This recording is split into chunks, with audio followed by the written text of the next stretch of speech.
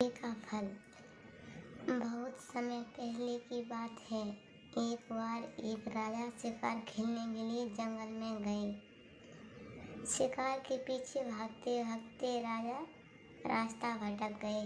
भटकते भटकते उन्हें रात हो गई। दूर एक जगह उन्हें रोशनी दिखाई दी। वे रोशनी की तरफ बढ़े। वहाँ झोंपड़ी में एक बुजुर्ग बैठा हुआ मिला। राजा ने उससे रास्ता पूछा और कहा कि तुम यहाँ क्या करते हो?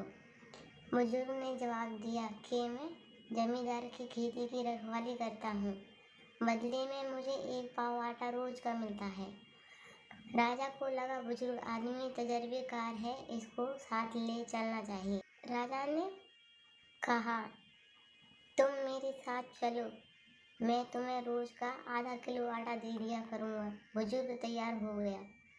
दोनों राजमहल में बुजुर्ग को एक कमरा दे दिया गया। बुजुर्ग वहीं आराम से रहने लग गया। एक दिन एक घोड़े का व्यापारी घोड़े बेचने आया। राजा को एक घोड़ा बहुत पसंद आ गया। उसने सोचा कि इसमें बुजुर्ग की भी राय ले ली जाए। उसने बुजुर्ग को बुलाया और कहा ये घोड़ा कैसा है? बुजुर्ग ने घोड़े के शरीर पर हाथ फेरा और बताया कि घोड़ा तो बहुत सुंदर है, पर गहरे पानी में घोड़ा बैठ जाएगा। राजा ने बुजुर्ग की सलाह को न मानते हुए घोड़ा खरीद लिया। कुछ दिन बाद जब राजा उसी घोड़े पर शिकार के लिए जा रहे थे तो रास्ते में एक नदी पार करते हुए जब घोड़ा गहरे पानी में बैठ गया तो राजा को बुजुर्ग की बात याद आ गई। वह वापस आ गया और बुजुर्ग को बुलाकर पूछा कि तुम्हें कैसे पता कि घोड़ा गहरे पानी में बैठ जाएगा? बुजुर्ग ने बताया कि जब मैंने घोड़े के शरीर पर हाथ फेरा तो मुझे उसके जिगर में गर्मी महसूस हुई, जिससे लगा कि घोड़ा गहरे पानी में बैठ जाएगा। राजा ने घोड़े के व्यापारी को बुलाकर कारण जानना चाहा।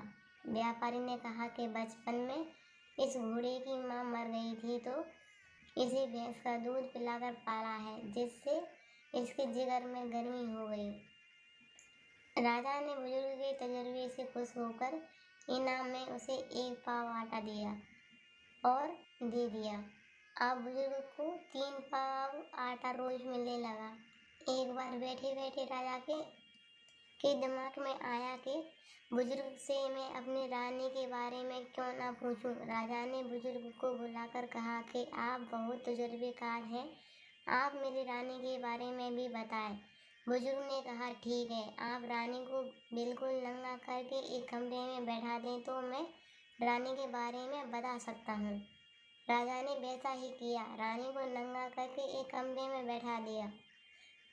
बुजुर्ग ने जैसे ही कमरे का दरवाजा खोला, रानी अंदर को भाग गई। बुजुर्ग वापस आया और राजा को बताया कि आपकी रानी किसी वेश्या की बेटी लगती है। राजा ने अपनी सास को बुलाकर कुछ सख्ती से पूछा तो उसने बताया कि उनकी कोई औलाद नहीं थी, इसलिए इन्होंने इस बेटी को एक वेश्या से गोद लिया था।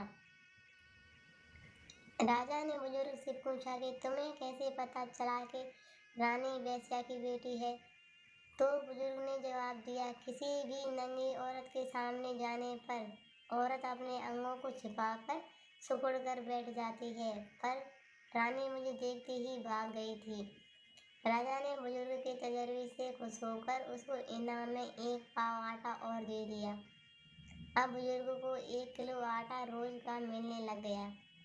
एक दिन राजा ने बुजुर्ग को बुलाकर पूछा कि अब आप मुझे मेरे बारे में कुछ बताएं। बुजुर्ग ने बेझिझक कहा आप तो किसी बनिए के बेटे हो। राजा को सुनकर गुस्सा भी आया और हैरानी भी हुई। राजा उसी समय उठा और अपनी माँ के पास चला गया। तलवार अपनी गर्दन पर रखकर बोला कि सच सच बता मैं किसका बेटा हूँ, नहीं तो मैं अपनी जान दे दूंगा। माँ डर गई और बताया कि तुम्हारे पिताजी राज्य के काम से बाहर ही रहा करते थे, यहाँ एक मुनीम रहता था, तुम उसी की औलाद हो।